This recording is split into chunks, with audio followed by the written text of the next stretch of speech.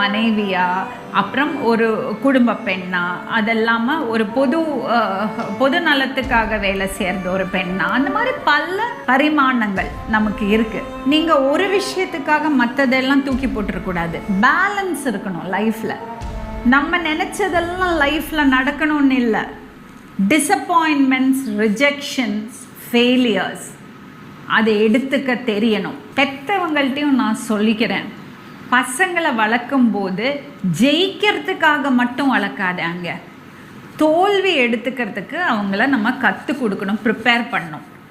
லைஃப்பில் failures and rejections are very very important. அது எக்ஸாமாக இருந்தாலும் சரி, வாழ்க்கையாக இருந்தாலும் சரி, எல்லா இடத்துலையும் நம்ம ஜெயிக்க முடியாது, எல்லாரும் ஜெயிக்க முடியாது. தோல்விங்கிறது முக்கியமான ஒரு பங்கு வகிக்கிறது நம்ம லைஃப்ல. தோல்விகளால் நம்ம பல விஷயங்கள் கற்றுக்கிறோம். ஷில்பா வேண்டாம் சொன்னது